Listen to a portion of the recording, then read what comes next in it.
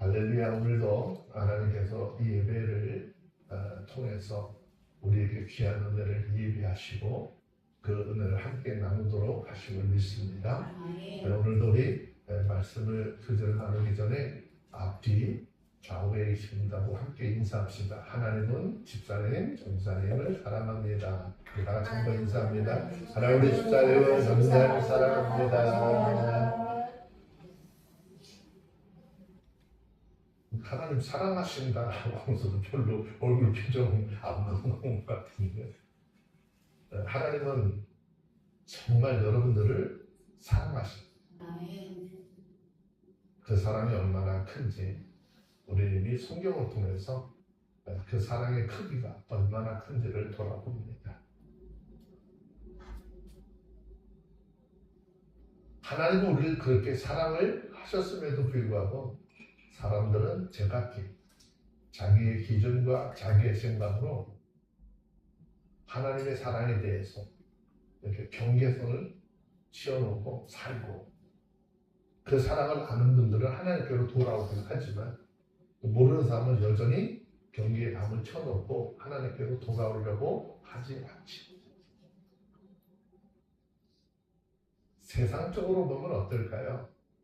이 세상을 살아가는 수많은 사람들이 살면서 본능적으로 만들어가는 것이 있다라고들 하죠. 그것은 바로 경계선이라고 합니다. 그리고 그 경계선을 중심으로 나와 우리와 그들, 이해할 수 있는 사람과 이해할 수 없는 사람, 또 한편으로 용서할 수 있는 사람과 결코 용서할 수 없다라고 여기는 사람들 사이에 보이지 않는 경계선을 딱 만들어 놓고 그 선을 넘거나 또한 넘어오는 것을 용납하지 않으려고 하고 있습니다.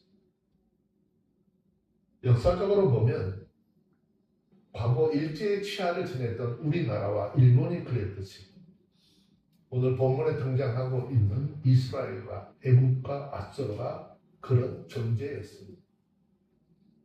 이스라엘 백성들에게는 애국은 어떤 상대일까요?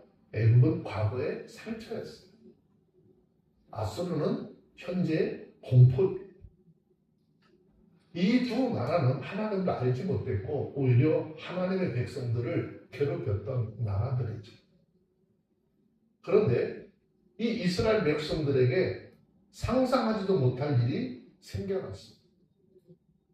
어쩌면 감히 상상도 하지 못했을 것. 그 이유는 다름이 아니라 그 땅에 하나님의 제단이 세워지고 그들이 여호와께 부르짖으며 마침내 이스라엘 백성들과 함께 복을 받는 날이 올 것이다 라는 사실이죠. 그런데 오늘 본문은 분명하게 선언을 합니다. 하나님께서 베푸시는 은혜는 인간이 정해놓은 경계선 앞에 멈추는 것이 아니라 사람이 선을 긋지만 하나님은 그 선을 넘어서 원수의 땅에도 은혜를 흘려보내시고 배제의 자리에서도 구원의 길을 여신다라는 것입니다. 이 하나님의 사랑은 한이 없는 하나님의 사랑이고 참으로 하나님 권세와 능력으로 이루어 가시는 하나님의 사랑인 것이죠. 우리 하나님께서 행하시는 구원의 은혜는요, 사람의 상상을 초월하여 늘 나타나게 되어져 있습니다. 자, 19절에 있는 말씀 한 절만 먼저 한번 읽어볼까요? 시작. 애굽 땅 중앙에는 여호와를 위하여 제단이 있겠고 그 변경에는 여호와를 위하여 기둥이 있을 것이라. 자, 이 한 절 말씀은 이스라엘 백성들에게 그동안 자신들이 가지고 있었던 선민의식을 송두리째 흔들어버리는 말씀입니다. 그 이유는 이스라엘 백성들의 생각에 제단은 어디에만 있어야 될까요? 이스라엘에게만 있어야 되고 하나님의 이름은 어디만 있어야지 돼? 예루살렘에서 불려야 한다라고 생각했던 사람들에게 하나님은 뜻밖에도 애굽 땅 한가운데 하나님을 위한 제단이 세워질 것이다 라고 이야기하고 있습니다. 과거 애굽은 하나님의 백성들을 노예로 삼았던 나라이고 출애굽 기억 속에서는 늘 부정적인 이름으로 남아있었던 땅이죠. 그런데 그런 애굽의 중앙에 그것도 우연히 세워진 제단이 아니라 여호와 하나님을 위하여 세워지는 제단이 있을 것이다 라는 것입니다. 자, 그럼 여기서 말하는 중앙이라고 하는 표현은 단순히 어떤 위치를 설명하는 말일까? 그렇지 않습니다. 여기서 말하는 애굽은 문자 그대로 국가적인 애굽을 이야기하는 것이 아니라 세상 전체를 상징적으로 나타내는 것으로 봐야 합니다. 이러한 관점에서 본다면 애굽 땅 중앙에 여호와를 위하여 제단이 있겠고라고 하는 이 말은 하나님께서 온 세상 전체를 하나님을 위한 제단으로 삼아서 세상 만민으로부터 경배와 예배를 받으실 분이라고 하는 것을 예언하고 있는 것입니다. 여러분, 구약적 의미에서 여호와를 위한 제단은 어디에만 있어야 되느냐? 성전에만 있어야 됐어요. 하나님은 오직 성전에 있는 제단에서만 하나님 앞에 제사 드릴 것을 명령을 하셨습니다.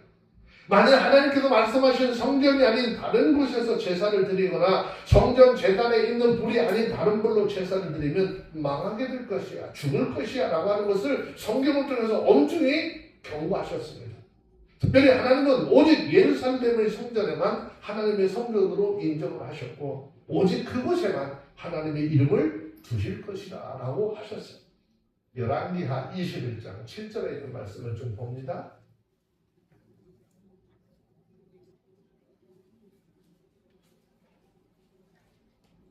열왕기하 2장 17절.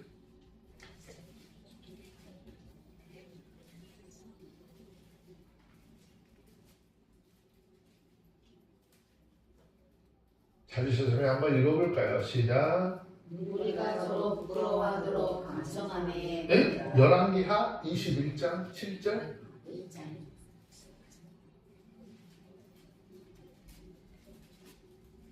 열왕기하 21장 7절 읽습니다. 시작. 또 자기가 만든 아세기 나세라 목상을 전에 세웠더니 옛적에 여호와께서 이 전에 대하여 다윗과 그 아들 솔로몬에게 이르시기를 내가 이스라엘 모든 지파 중에 택한 이 전과 예루살렘에 내 이름을 영원히 둘지라 그랬어요. 그런데 하나님은 이사야 선지자를 통해서 지금 애굽 땅 중앙에도 하나님을 위한 제단이 세울 거라, 또 세우게 하실 것이라고 말씀하고 있어요. 이것은 그 날이 일면이라고 했어요. 이거 더 이상 예루살렘 성전만이 하나님을 위한 예배 장소가 되지 아니하고 온 세상 각 지역이 하나님을 예배하는 제단이 서게 될 것이다 라는 것을 말씀하고 있습니다. 이것은 오늘날 온 세계 곳곳에 세워진 하나님을 위한 제단인 교회라고 하는 것을 통하여서 성취가 되었습니다. 신약시대 하나님을 위한 제단은요, 더 이상 예루살렘이라고 하는 곳에 국한되어 있지 않습니다. 오히려 지금 예루살렘을 보면은요, 성전도 제단도 없어졌습니다. 구약시대에 하나님의 성전과 제단이 있던 자리는 지금 이슬람 내 황동 금사원이 세워져 있을 뿐이지, 하나님의 제사드렸던 그 제단, 다 없어졌어요. 신약시대에 하나님에 대한 제사는 예배로 대체가 되었고 제단은 세계 곳곳에 세워진 교회로 대체되어져 있습니다. 물론 여기서 말하는 교회는 건물로서의 교회를 의미하는 것만은 아닙니다. 여기서 말하는 교회는 하나님에 대한 예배가 있고 하나님이 역사하는 그리스도인들의 모임을 이야기하는 것입니다. 하나님이 역사하시는 곳, 하나님을 예배하는 성도들이, 그리스도인들이 모여진다는 것입니다. 이 이야기를 감안해 볼 때 하나님의 역사하시는 곳에 하나님께 예배하는 산 제단이 세워질 것이다 라는 것이죠. 자, 그래서 성경은 로마서 12장 1절에서 굉장히 중요한 이야기를 하고 있는 것이죠. 뭐 우리가 다 알고 있는 이야기이긴 합니다. 로마서 12장 1절.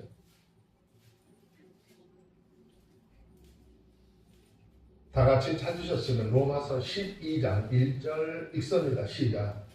그러므로 형제들아, 내가 하나님의 모든 자비하심으로 너희를 권하노니 너희의 몸을 하나님이 기뻐하시는 거룩한 산 제사로 드리라. 이는 너희 드릴 영적 예배니라. 물론 하나님의 역사와 무관하게 사람들은요, 형식적인 예배를 드리는 것, 이거 뭐 말할 수 없이 많죠. 그래서 이 말은 이사야서 1장에서 소개했던 것과 같이 구약 시대의 이스라엘 백성들이 하나님 앞에 예배를 드렸던, 제사를 드렸던 그 변질된 제사의 양상들이죠. 그런데 하나님의 역사가 없는 예배는 진정으로 하나님을 위한 예배라고 할 수 없다라는 것입니다. 구약 시대 이스라엘 백성들은 성전의 제단에서 어떻게 해요? 끊이지 않고 제사를 드렸어요. 그런데도 불구하고 하나님은 도리어 성전을 바벨론 군대에 완전히 어떻게 파괴하고 짓밟히도록 허락하셨다는 것입니다. 이유가 뭘까요? 바로 그곳에 하나님의 역사가 없었기 때문이에요. 하나님의 역사가 없었다라고 하는 말은 어떤 의미입니까? 하나님의 역사가 없었다라고 하는 것은 그곳에 하나님이 함께하지 않으셨다라고 하는 이야기입니다. 이스라엘 백성들이 제사를 많이 드렸어요. 하나님의 말씀 앞에 순종하지 않았어요. 하나님의 이름을 경외하지도 않았다 그 말입니다. 소위 이야기하면 형식적으로 드려지는 예배, 형식적으로 드려졌던 제사가 얼마나 많았었느냐. 그럼 신학시대에 와서는 어떨까요? 내가 마음과 뜻과 정성과 내 목숨을 다해서 하나님 앞에 예배를 드리고 있느냐. 로마서 12장 1절에서 이야기하는 것도 그런 거잖아요. 우리가 산 제물이 되어서 정말 목숨을 다해서 하나님을 섬기고 하나님을 예배하고 있느냐.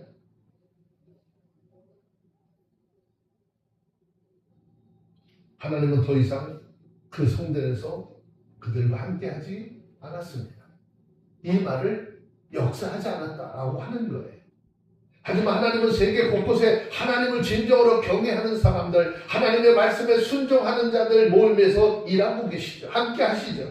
그러한 모임이 바로 교회인 것이고 하나님을 참으로 예배하는 산 제단인 것입니다. 그래서 예수님께서 이 예배 정말 목숨을 다하고 뜻을 다하고 성품을 다해서 하나님 앞에 드려지는 그러한 예배자들이 있는 곳에 어떻게 하시겠다. 마태복음 18장 20절 보세요. 사람이 많던 적던 거기에 관여하지 않는데요. 너희 두세 사람이 내 이름으로 모이는 그곳에 나도 그들 중에 있느니라. 자, 마태복음 18장 20절 찾았으면 한번 읽어봅니다. 시작. 두세 사람이 내 이름으로 모이는 곳에 나도 그들 중에 있느니라. 하나님의 역사하심이 있는 곳, 하나님이 함께하는 그곳, 그것이 바로 하나님을 위한 제단인 것입니다. 우리 교회가 영원토록 하나님께서 함께하시는 일하시는 교회, 하나님의 제단이 되며 하나님과 교통하는 교제의 곳으로 세워나가기를 주의 이름으로 축원합니다. 자, 이 말씀을 통해서 우리에게 주시는 메시지는요, 핍박받는 하나님의 백성들을 구원하시고 이 세상에 다시 예수님 오실 것이다 라고 하는 것을 구약마당에서 말씀하고 있는 거예요. 자, 20절에 있는 말씀을 함께 보도록 합니다. 시작. 애굽 땅에서 만군의 여호와를 위하여 표적과 증거가 되리니 이는 그들이 그 압박하는 자의 연고로 여호와께 부르짖겠고 여호와께서는 한 구원자 보호자를 보내사 그들을 건지실 것이니라.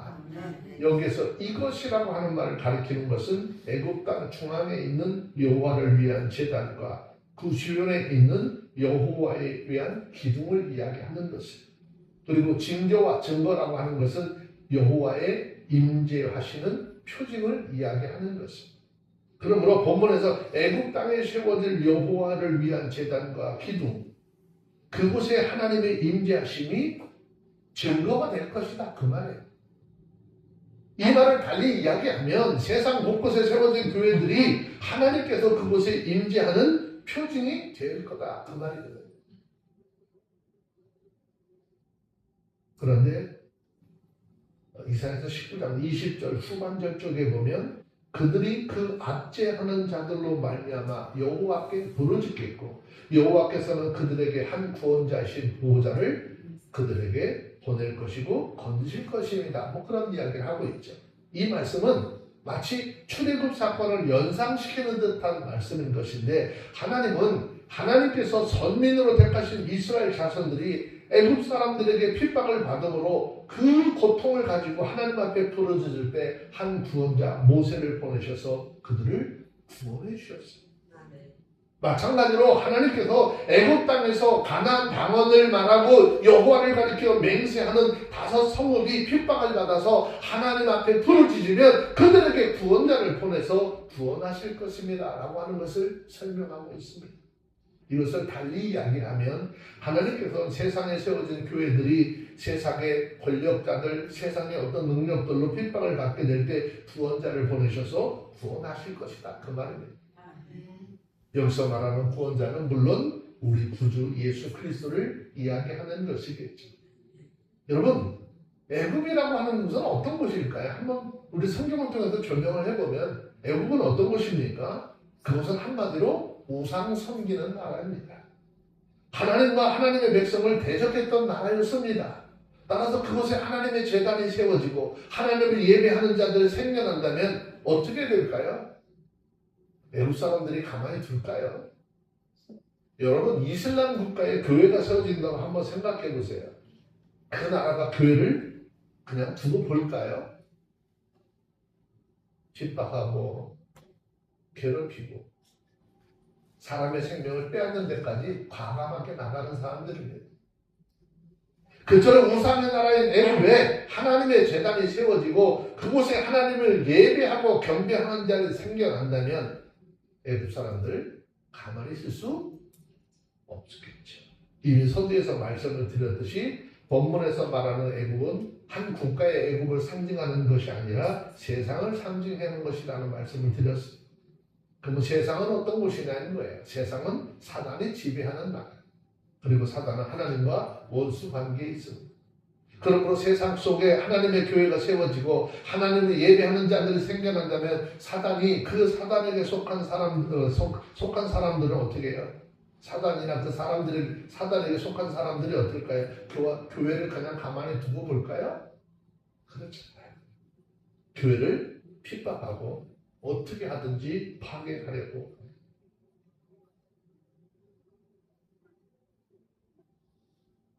예전에 목포에서 배를 타고 1시간 반을 들어가서 섬에 교회를 개척했던 목사님이 있는데 그 목사님이 거기는 아무것도 없어요. 뱃일하는 사람들만 있는데 그곳에 교회가 세워졌는데 3년을 얼마나 고생했는지 모르는데요. 예배를 해도 전도를 해도 되지도 않고 예배 시간만 되면은 어디서 날라오는지 돌이 날아서 유리 다 깨트부시고 교회 문 다 때려 부셔놓고 가고 그 목사님이 3년을 그렇게 고생을 했어요. 그러면서도 아무 불평하지 않고 거기 우럭 양식하는 양식장들이 많은데 그런데 시간이 되면서 계속 도와주면서 같이 그 사람들 일도 해주고 근데 막 그 중에 한 분이 그런 얘기 했대요. 어떻게 목사님 여기서 나갈 생각이 없어요? 나 하나님께서 여기 보냈는데 어딜 나가게 했느냐고. 목사님 그러다 굶어 죽겠네. 뭐 굶어 죽으면 그것도 하나님의 뜻이죠. 그러면서 열심히 그래도 돌을 던지고 교회 문을 때려 부시면 또 다시 문을 하고 그렇게 하면서 3년을 지냈는데 어느 날인가 한 분이 찾아오셔서 예수를 믿겠다. 목사님 보니까 정말 우리가 이래서는 안 될 것 같다. 한 번도 대접을 하지 않고. 근데 그 목사님 계셨던 교회가 뭐 한 20여 년 전에 사람이 들어와서 목회를 한다라고 교회를 한다고 있다가 지역 사람들하고 싸우고 나갔다는 거예요. 그분이 거기 있는 사람들도 그런 생각을 했다는 거죠. 이 사람도 얼마 안 있으면 그럴 거야. 자기들의 기대를 저버리고 그런 생활을 하고 말을 했던 그들을 돌아보면서 네가 언제까지 견디나 보자. 3년을 딱 지났는데 한 분이 오셨어요. 그리고 그분이 거기 교회 목회 7년째 되는 날 저희들이 거기를 이렇게 찾아갔는데 동네가 잔치가 벌어졌어요. 울어버려.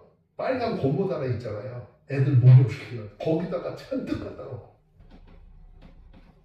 7년 만에 목사님이 그렇게 희생을 한 결과로 그 지역에 있는 많은 사람들이 다 거의 교회 나오고 또 배를 하나 마련해가지고 섬을 2개를 돌아다니면서 주일날 목회를 하시는 거예요.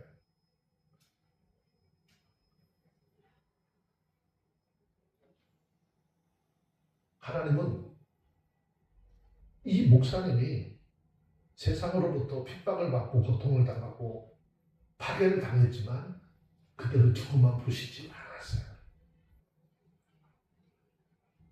그를 통해서 하나님의 사랑이 얼마나 큰지 오늘 말씀처럼 경계를 넘어서 흐르는 하나님의 사랑을 전했더니 그들의 마음이 녹아지고 성령 역사를 통해서 예수 믿는 마음으로 돌아서는 역사가 생겨난 것이죠. 하나님은 이스라엘 자손이 애굽에서 고통을 당하며 풀을 찢을 때 모세를 구원자로 세워서 그들을 구원하신 것처럼 또한 교회가 세상으로부터 핍박을 인해서 풀을 찢을 때 구원자이신 예수 그리스도를 보내셔서 교회를 구원해 나가실 것이라는 것입니다. 물론 하나님의 교회가 고통을 받는다고 해서 하나님 당장 구원해 주시는 것은 아닙니다. 하나님은 이스라엘 자손들을 애굽에서 구원하실 때 작정을 하셨어요. 그리고 바로 행하신 것이 아니라 충분히 연단이 되었다라고 생각되었을 때 그들에게 인도자를 보내서 구원을 은혜를 베푸셨어요. 마찬가지입니다. 하나님은 작정하신 바에 따라서 교회가 세상에서 하나님의 백성으로 충분히 연단되어졌다라고 느껴질 때에 구원자를 보내시고 구원의 은혜를 베푸실 것. 우리는 지금 그 정확한 시점은 알 수 없습니다. 그러나 하나님께서 우리를 구원하실 것이라고 하는 사실만큼은 너무나도 분명한 사실인 것이죠. 그러면 우리는 이 세상에서 핍박을 받을지라도 낙심하거나 절망하지 말라는 것입니다. 극한 고통 중에서도 가장 정확한 시점에 가장 필요한 시기에 하나님은 우리를 구원해 내실 것이라는 거예요. 지금 교회들이 정신을 못 차리고 있는 것. 이들은 지금 좋을 거라고 하죠. 절대 그대로 좋은 상황이 아닌 거예요. 하나님은요, 이방인인 우리로 이스라엘 백성들을 대신하게 하셨잖아요. 보세요. 지금 기존에 어마어마했던 우리 교회가 이 정도야 이렇게 했던 사람들 그들 아니고 다른 조그만 우리들을 통해서 하나님의 거룩한 나라를 세워갈 것이에요. 아멘. 자, 이사야서 19장 21절 22절 함께 봅니다. 시작. 여호와께서 자기를 애굽에 알게 하시리니 그날에 애굽인이 여호와를 알고 재물과 예물을 그에게 드리고 경배할 것이요 여호와께서 서원하고 그대를 행하리라. 여호와께서 애굽을 치실 것이고 치시고 고치실 것이므로 그들이 여호와께로 돌아올 것이라. 여호와께서 그 감각을 보시고 그를 고쳐주시리라. 어디서 많이 본 것 같은 말씀 아니세요? 어디서 많이 들어본 말씀 같지 않아요? 이 말씀은 하나님께서 이스라엘 백성들에게 굉장히 자주 하셨던 말씀과 유사하죠. 여기서 애굽을 이스라엘로만 바뀌면 어떻게 해요? 분명히 이스라엘 백성들에게 자주 하신 말씀과 거의 일치하는 말씀입니다. 이러한 본문의 말씀은 하나님을 모르던 이방인들이 장차 하나님의 은혜로 말미암아 하나님의 선민인 이스라엘과 같이 될 것이다 라고 하는 것을 보여주고 있습니다. 더 나아가서 이 말은 하나님께서 이방인들로 이스라엘을 대신하게 할 것이다 라고 하는 예언이기도 한 것입니다. 왜냐하면 여기 애굽은 세상을 상징할 뿐만 아니라 본래 하나님을 모르는 이방 사람들을 대표적으로 드러냈기 때문이에요. 이 예언은 신약시대의 이방인인 우리들이 하나님을 알고 하나님을 경배함으로써 성취가 되었는데 많은 사람들이 말하기를 에이 어떻게 그런 일이 있을 수 있어? 라고 이야기합니다. 어떻게 하나님을 모르는 사람들이 하나님의 백성이 되고 이런 일이 어떻게 있을 수 있겠어? 자, 성경은 로마서 10장 20절에 분명히 이야기하고 있습니다. 자, 사도 바울은 이사야 선지자가 한 이 말을 인용을 해서 로마서 10장 20절에서 이야기하고 있는데 한번 볼까요? 시작. 또한 이사야가 매우 담대하여 이르되 내가 구하지 아니하는 자들에게 찾음받고 내게 문의하지 아니하는 자들에게 나타난노라 하였고 그랬어요. 애굽 사람들이 하나님을 믿지 않았잖아요. 구하지 않았잖아요. 하나님이 어떤 사람이냐고, 하나님이 어떤 존재냐고 묻지 않았잖아요. 그런데 하나님은 그들에게 그 하나님이 어떤 하나님인지 나타내셨다는 거예요. 하나님은 본래 이스라엘 자손에게만 이스라엘 자손들만을 하나님의 선민으로 택하셨고 그들에게 하나님을 알리시고 하나님의 율법을 주심으로 그들로 하나님을 섬기게 했습니다. 따라서 이스라엘 자손들 외에는 어느 민족도 하나님을 알 수가 없었어요. 물론 이방 나라 사람들도 여호와라고 하는 이름과 하나님이 이스라엘의 하나님이라고 하는 정도는 알고는 있었을 거예요. 그런데 하나님의 본질, 하나님의 능력, 하나님의 성품, 그분이 능하시고 완전하신 구원에 대해서는 알지 못했다는 거예요. 지금 이 땅에 자칭 그리스도인이라고 하는 사람들이 하나님의 말씀을 가리켜서 하나님의 본질이 무엇인지, 하나님의 어떤 능력을 가지고 계신 분인지, 하나님의 성품이 어떤 분인지, 그분이 모든 일에 능하신지, 온전하신 구원을 어떻게 이루셨는지 알고 있는 사람들이 얼마나 될까요?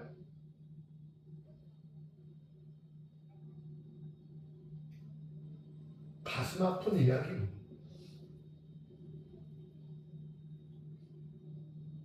그런데 이 모든 것은 인간 스스로 노력해서 안다고 알 수 있는 일이 아니라는 거죠. 타락한 인간은 영적으로 무능하고 또 무지하여서 하나님의 계시가 아니고는 하나님을 제대로 알 수 없는 것이죠. 결국 하나님의 계시가 없었던 이방 사람들이 하나님에 대해서 알지 못하고 하나님을 경배하지 못한 것 너무나도 당연한 것입니다.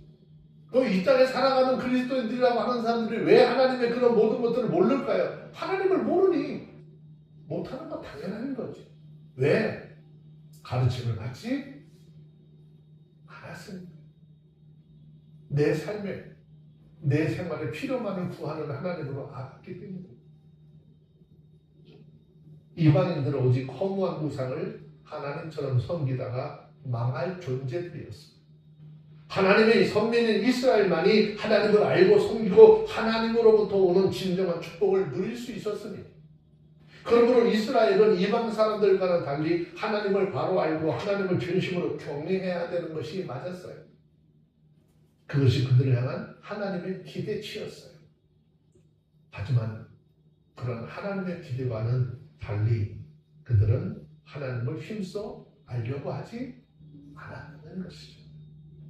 하나님을 알려고 하기는커녕 하나님 앞에 용납할 수 없는 죄악들, 하나님을 배반하고 허무한 일을 자행하는 이방인들과 똑같이 우상을 숭배하며 살았다는 것입니다. 심지어 그들은 하나님의 계시의 절정이자 하나님의 가장 크신 은혜이시며 하나님 자신인 예수 그리스도가 말씀이 육신되어 우리 가운데 보았지만 알아보지 못하고 십자가에 못 박아 죽이는 천인 공로할 만행을 저지르고 하나님께서 보내신 복음마저도 거부하고 말았습니다. 하나님은 그래서 이스라엘을 버리셨습니다. 그리고 애국으로 대표되는 이방인들로 이스라엘을 대신하게 하셨습니다. 이렇게 해서 오늘 우리가 하나님의 영적인 이스라엘 거룩한 성도로 부름을 받아서 하나님의 자녀로서의 삶을 살아가고 있는 줄로 믿습니다. 그렇다면 우리는 하나님의 계신 이 성경의 말씀을 통해서 하나님께서 우리에게 행하신 일, 우리를 얼마나 사랑하셨고 그 하나님께서 우리를 구원을 이루기 위해서 행하신 그 기이한 일들을 바라보면서 어떻게 그 하나님 앞에 감사하지 않을 수 있고 어떻게 하나님을 찬양하지 않을 수 있을까요? 자, 에베소서 3장 6절 한 절 볼까요?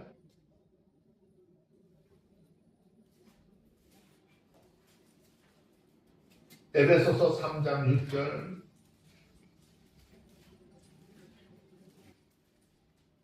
읽습니다. 시작. 이는 이방인들이 복음으로 말미암아 그리스도 예수 안에서 함께 후사가 되고 함께 지체가 되고 함께 약속에 참여하는 자가 됨이라 하겠습니다. 본래 이방인으로서 하나님과 무관한 자들이었잖아요. 하나님의 은혜로 말미암아 하나님의 알게 되었을 뿐만 아니라 이제 거룩한 하나님의 나라의 백성이 되어서 하나님께서 주시는 축복을 누리는 우리는 하나님 앞에 어떻게 살아야 할까? 하나님은 우리로 이스라엘들을 대신해서 세우신 뜻과 목적에 부합한 삶을 좀 살아야 되지 않아요? 힘써 하나님을 알고 하나님을 전심으로 경외하고 하나님의 말씀에 순종하며 살아야 되지 않겠느냐라는 것입니다.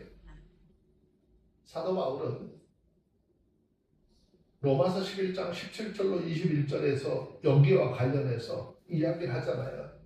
이스라엘을 참 감람나무의 원가지로, 이방인들은 구원받은 자들인데 돌 감람나무로서 참 감람나무의 젖붙임을 받는 것을 비유해서 설명했어요. 이거는 우리가 굉장히 두려움을 알게 하는 이야기예요. 무슨 이야기냐면 하나님은 원가지도 아끼지 않으고 잘라버리셨던 것처럼 젖붙임 받은 우리들 돌 감람나무, 만약 하나님께서 보시기에 합하지 않는다면 단호하게 처먹 내버릴 것이다 라고 하는 것을 보여주고 있는 거예요. 그런데 하나님의 말씀은 이런데 우리는 어때요? 예수 믿는다고 하는 이유 하나는 나 이미 구원받았어? 내 삶을 아무렇게나 살아도 돼? 내가 옛날에 내 삶이 이랬으니까 나는 생활이 원래 이런 사람이니까 안 고쳐도 돼? 아니에요. 여러분 제발 부탁드릴게요. 우리는 하나님 안에서 성령 안에서 내 삶의 변화가 일어나야 되고, 대답도 안 해요. 내 삶의 변화가 일어나야 돼요. 그게 성경에서 얘기하는 거듭남인데 거듭남은 부분적인 거 아니에요. 우리 삶 전체를 다 바뀌어지는 거예요. 우리는 원래 하나님의 백성이 아니었었잖아요. 하나님의 은혜로 하나님의 백성이 된 자들인데 우리들을 향한 하나님의 기대를 충족시키기 위해서 심서 노력하고 하나님께 순종하고 하나님이 원하시는 많은 의의 열매를 맺어 하나님께 영광을 돌리는 모두가 되어지기를 주의 이름으로 축원합니다. 하나님은요, 아무리 악한 자라도 돌이키고 회개만 하면 용서해 주신대요. 자, 23절 함께 봅니다. 시작. 그날에 애굽에서 아수르와 통하는 대로가 있어 아수르 사람은 애굽으로 가겠고 애굽 사람은 아수르로 갈 것이며 애굽 사람이 아수르 사람과 함께 경배하리라. 이 말은 장차 애굽과 아수르가 서로 화해하고 함께 하나님을 경배하게 될 것이라는 말씀을 하고 있어요. 자, 더 나가서 19장 24, 25절에 보면 이스라엘, 애굽, 아수르가 함께 하나님의 축복의 대상이 될 것이다 라는 이야기를 하고 있습니다. 이사야서 19장 24절, 25절은 서로 그렇게 원수되었던 이스라엘과 애굽과 아수르가 서로 화합을 하고 한 마음이 되어서 하나님을 경배함으로 그들 모두가 하나님으로부터 오는 축복을 받게 될 것이다 라는 말씀을 하고 있는 것입니다. 이것은 신약시대의 온 세계가 하나님께로 돌아오게 될 것을 예언하고 있는 것입니다. 근데 여기서 우리가 주목할 그런 것은 애굽뿐만 아니라 아수르까지도 하나님을 경배하고 그런 말미암아 하나님으로부터 복을 받게 될 것이다. 여러분, 성경을 통해서 우리가 알 수 있는 건 아수르가 어떤 나라예요? 아수르는 하나님이 택하신 이스라엘 백성들 입장에서 보면 철천지 원수와 같은 존재들이에요. 역사를 돌아보세요. 아수르는 북이스라엘을 멸망시키고 남유다도 거의 멸망 직전까지 몰고 갔었던 나라잖아요. 그리고 얼마나 잔인하였었는지 인정사정 봐주지 않았어요. 닥치는 대로 사람들 다 살육하고 약탈했습니다. 그러므로 이러한 나라는 하나님의 심판을 받아 더 철저하게 그리고 영원히 멸망해야 하는 것이 정상이겠지요. 이스라엘 백성들 누구나 다 그러한 멸망이 아수르에 임하기를 바랬을 거예요. 아수르 사람 가운데 단 한 사람도 예외 없이 지옥의 자식이 되기를 바랬을 겁니다. 그런데 하나님은 그러한 아수르까지도 궁극적으로 하나님의 베푸시는 구원과 축복의 대상이 될 것이에요. 이것은 이스라엘 백성들에게는 굉장히 충격적이고 당황스러운 거예요. 이런 사실을 이스라엘 백성들에게 이방 나라의 애굽이 구원을 받는 것 탐탁치 않게 여겼습니다. 하지만 애굽이 구원받는 것 이해는 할 수 있었을 거예요. 아수르가 아니라 애굽이 구원받는. 왜 그럴까요? 애굽 역시도 이방 나라고 이스라엘을 종으로 삼았던 나라이기는 하지만 애굽은 한때 어떻게 해요? 이스라엘 자손들이 신세를 졌던 나라이기도 하고 이스라엘이 좀 어려움을 처했을 때 종종은 도와준 그런 나라였거든요. 그리고 아수르는 그런 애국과는 전혀 다른 나라였잖아요. 아수르는 이스라엘과는 이스라엘의 유익과는 전혀 상관이 없고 오직 해만 입혔던 그런 나라. 이스라엘이 볼 때 아수르는 잔인하기 그지없는 깡패와 같은 그런 국가였어요. 그들은 조금도 자비를 베풀 수 없다고 여겨지는 그런 대상이었어요. 그런데 그런 아수르가 구원을 받고 하나님의 축복이 대상이 된다고 할 때 어떻게 이스라엘 백성들이 당혹스럽지 않을까요? 여러분, 우리가 이 말씀을 통해서 깨달아야 할 것은 하나님은요, 악인이 하나님의 심판을 받아서 그냥 멸망당하는 거 절대 기뻐하지 않아요. 에스겔서 18장 23절에 있는 말씀 한번 잠깐 보시겠습니다.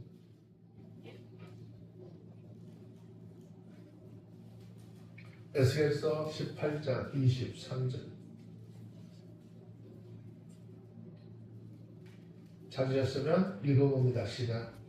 나 주 여호와가 말하노라. 내가 어찌 악인이 죽는 것을 조금들 기뻐하랴. 그가 돌이켜 길에서 떠나서 사는 것을 어찌 기뻐하지 아니하겠느냐. 하나님은 악을 미워하고 용납하시지 않는 공의로운 하나님이시기는 하지만 악인이 죄인과 함께 멸망당하는 걸 원치 않으세요. 그래서 악인이 끝까지 돌이키지 않으면 불가피한 심판을 행할 것이지만 아무리 사악한 악인이라 할지라도 언제든지 회개하고 돌이키기만 하면 그들을 용서하시고 구원의 은혜 베푸시기를 기뻐하신다 그 말이에요. 사실 생각해보면 우리들 자신 역시는 어땠습니까? 하나님께서 베푸시는 긍휼하심과 은혜와 사랑이 없었다면 다 멸망을 피할 수 없는 그런 인생들이었잖아요. 우리가 지금 의롭다라고 함을 받고 하나님의 축복의 대상이 되었지만 우리 역시도 이전에는 하나님에 대해서는 원수로서 멸망받아서 마땅한 자들이었습니다. 그러한 우리가 하나님의 은혜와 사랑으로 구원을 받았다라고 한다면 우리의 원수이고 또 우리 평생 악한 짓만 골라 한 자들이라 할지라도 하나님의 은혜와 사랑을 입을 수 있다는 거예요. 하나님의 말씀이 우리의 삶을 변화시킬 수 있는 거예요. 우리 안에 들어와 계신 그 성령이 우리가 하나님의 말씀을 들을 때 우리의 삶을 변화시킬 수 있는 능력이 되어지는 거예요. 그래서 그리스도인들은 하나님의 위대하심이 어떠한지 그 삶을 통해서 드러내는 증거자로서 삶을 살아야 한다는 것인데, 자 24절 25절 맞아요. 읽습니다. 시작. 그날에 이스라엘이 애굽과 아수르 더불어 칠시 세계 중에 복이 되리니 이는 만군의 여호와께서 복을 주어 가사되 나의 백성 애굽이여 나의 손으로 치운 아수르여 나의 산업 이스라엘이여 복이 있을지어다 하실 것이니라.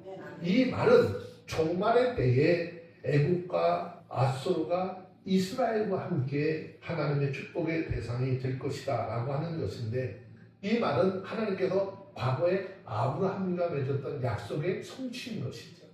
하나님께서 아브라함에게 너로 인하여 온 세계 민족이 복을 받게 될 것이야 라는 말씀이었는데, 믿음을 통해서 이렇게 모든 나라들이 하나님의 축복을 받아 하나님의 나라, 하나님의 그 이름을 찬양하는 국가가 될 것이다 라고 하는 것이 그대로 약속대로 성취되는 것이죠.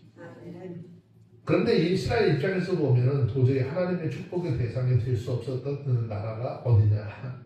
애국과 아수르 그런 거죠. 그런데 종말의 때에는 이들 두 나라도 하나님이 축복을 받는 나라가 될 것이라는 거예요. 이것은 이들 두 나라가 이스라엘과 함께 하나님의 백성이 될 것이다 라는 거예요. 이사야서 19장 25절 보니까 뭐라 써요? 애국은 하나님의 백성으로 아수르는 하나님이 지으신 존재로 불린다는 거예요. 물론 이제 실제 아수르는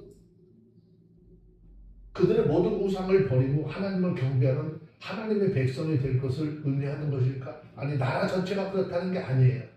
여기 와서 애굽과 아수르는 모든 이방 나라를 대표하는 것을 상징하는 것인데, 본문은 이스라엘과 달리 하나님을 몰랐던 이방인들도 하나님의 은혜를 입어서 구원을 받고 하나님께서 베푸시는 복을 함께 누리는 자들이 될 것이다 라고 하는 것을 예언적으로 설명하고 있는 것입니다.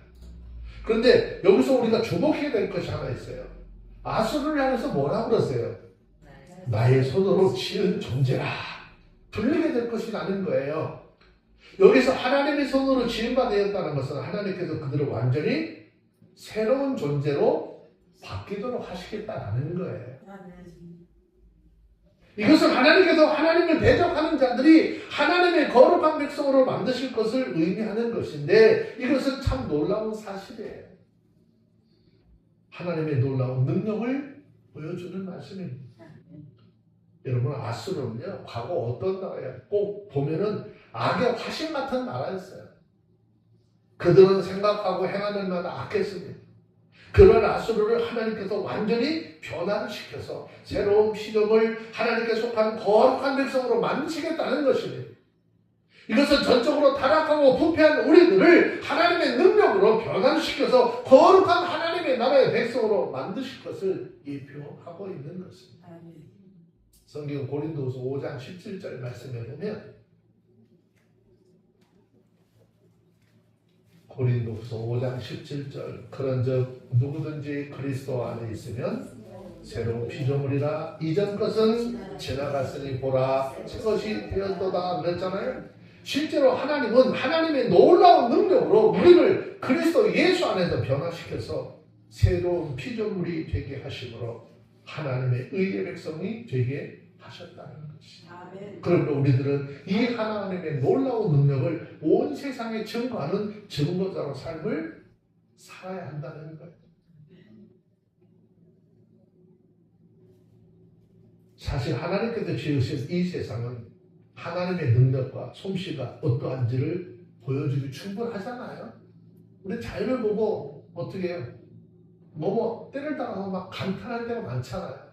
하나님이 저렇게 만드신 것에 대해서. 아무것도 없는 상태에서 이 아름다운 세상을 만드신 하나님의 능력과 솜씨는 정말 대단한 것이라고 할 수 있겠죠. 그러나 그보다 더 위대하신 것이 있어요. 그것보다 더 위대하신 하나님의 능력과 솜씨를 보여주는 것이 있어요.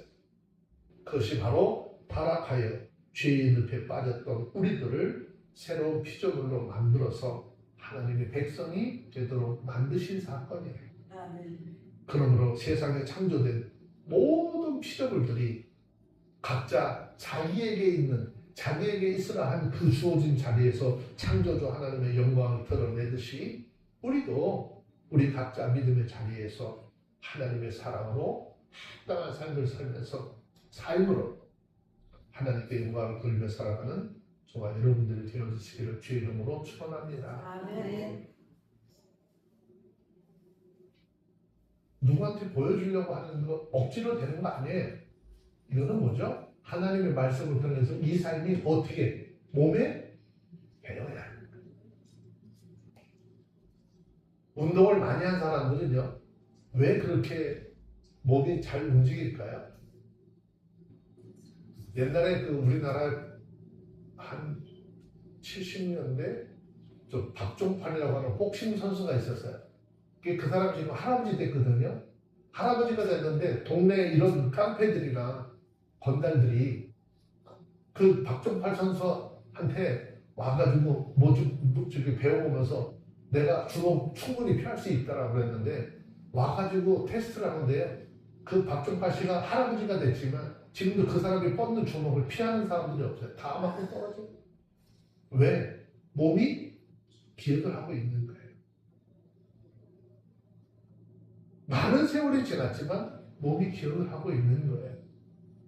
우리나라 속담에 썩어도 준치라는 말이 있잖아요. 뭐 준치가 얼마나 대단한지 잘 모르겠는데, 가치가 있는 존재라는 것을 버리지 않는 것. 썩어서 버려야 되겠지만 그러지 못하다. 여러분, 저와 여러분들이 왜 하나님의 말씀에 길들여져야 되고 성령의 인도함에 늘 하는 얘기가 뭐예요? 우리가 그렇게 말씀에 길들여져야 몸에 어떻게 이것이 길들여져야 나도 모르게 자연스럽게 나오는 거예요.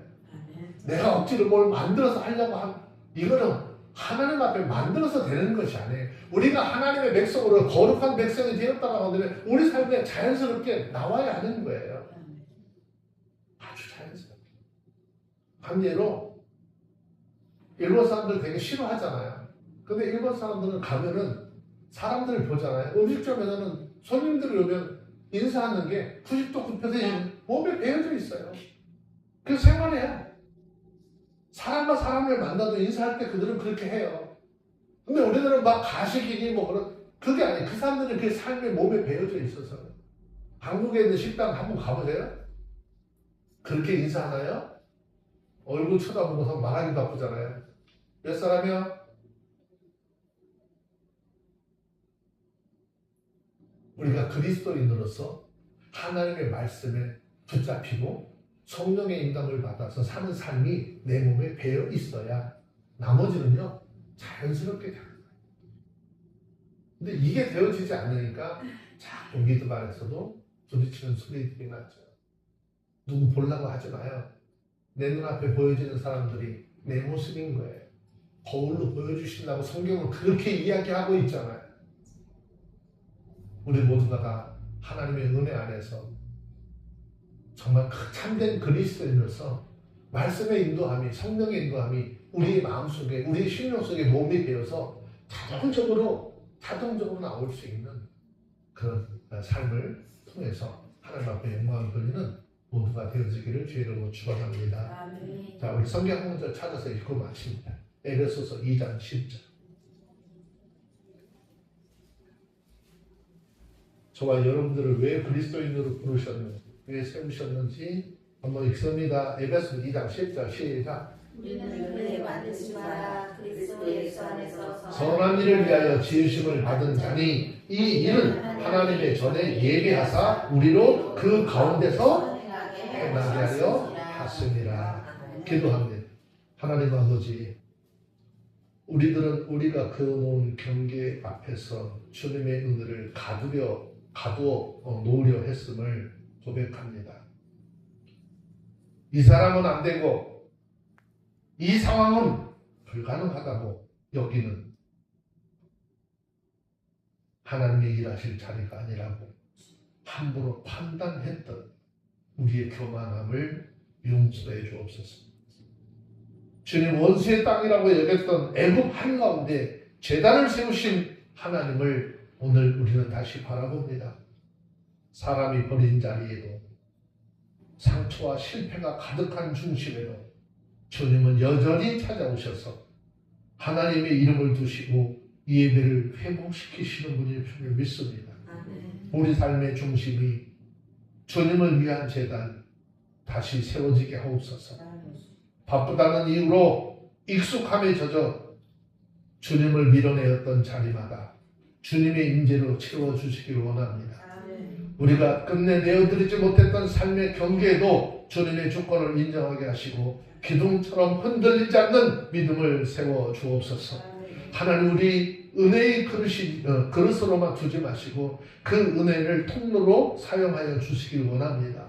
우리가 막아섰던 경계를 넘어 주님의 사랑이 흘러가게 하시고 미움 대신 화해, 사랑, 두려움 대신에 소망을 전하는 삶이 되게 하옵소서. 오늘 예배를 통해서 우리 안에 흐르기 시작한 하나님의 은혜가 삶 속에 멈추지 않게 하시고 우리의 삶을 통해서 세상 한가운데서도 주님의 이름을 높임받게 하여 주시옵기를 우리의 구원자이신 예수 그리스도의 이름으로 기도합니다. 아멘.